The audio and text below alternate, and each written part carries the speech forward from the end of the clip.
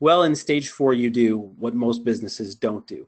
Most businesses, most organizations that I work with, they have a sales process. It might not be as defined as it should be, but for the most part, they've got one. Or they've got salespeople all running around doing their own thing, which is a whole other problem in itself. But for the most part, they have some processes in place. What most companies don't have is a retention process, a process for after the first sale to bring them back. And so there's a few things you want to consider here. First is that the sale is never done and that the relationship has just started, and now you have an opportunity to follow up. So I've done businesses with companies, and then I don't hear from them for 6 months, 8 months, maybe a year. And quite frankly, they've missed the boat. They've missed the boat on trying to build that relationship. They've also missed the boat because they come back to me and they're trying to sell me something right away, as opposed to, again, delivering value, as opposed to evoking my imagination of the experience that I did have and reminding me of all those powerful associations and things that went on when working with them. So there's a few things here you want to do.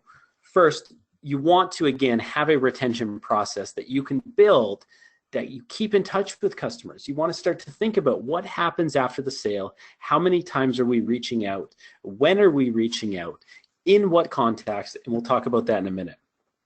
So with one client I was working with, they actually weren't doing much reach out at all, and they were trying to figure out what would be a good post-sale, happily ever after experience for them.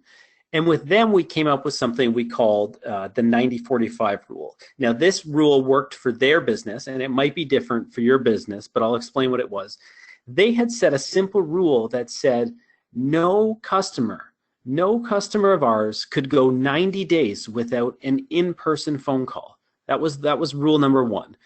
Every single customer in our database, in our client files that had done business with us had to have a phone call every 90 days, or at least some sort of touch point.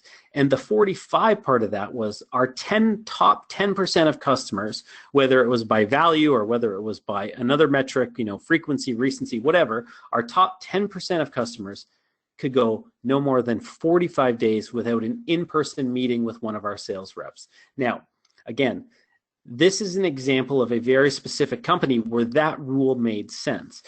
This was a B2B client, and so they needed to make sure that these processes were in place, but that was it, the 90-45 rule. And so I've used this rule in other companies, but again, for your business, it might be a 3-7 rule. You might say that every customer needs to be talked to at least every 7 days, but every one of our top customers needs to be talked to every 3 days. Whatever it is, you want to start to think about what is the optimal follow-up frequency for your business. What makes sense? And there's a few ways you can think about this. Again, it might be getting that next purchase. It might be, again, building the relationship. You need to think about things like your buying cycle. So if a customer only buys from your business once every 18 months on average, and that's the typical buying cycle, then it doesn't make sense to be asking them to buy every 3 months. But it does certainly make sense to have a flow of communications, to have a flow of the things that you're asking for, the things that you're requesting. So in the book, what I call this is, well, there's a couple things. One is the appropriate reason. And the appropriate reason is a theory that I suggest in the book that says every customer touch point must have a reason.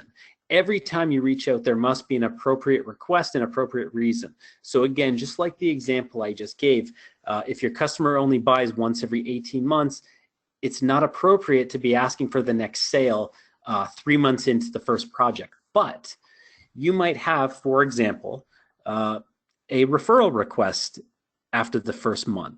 You might ask for a testimonial after 6 months.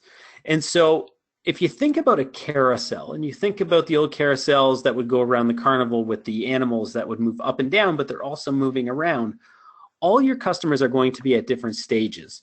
But this is the importance of having a retention process so you can start to think about, okay, when does it make sense to solicit a review? When does it make sense to ask for a referral? When does it make sense to upsell? When does it make sense to nurture the relationship? When should we just be following up? and when are they ready to buy?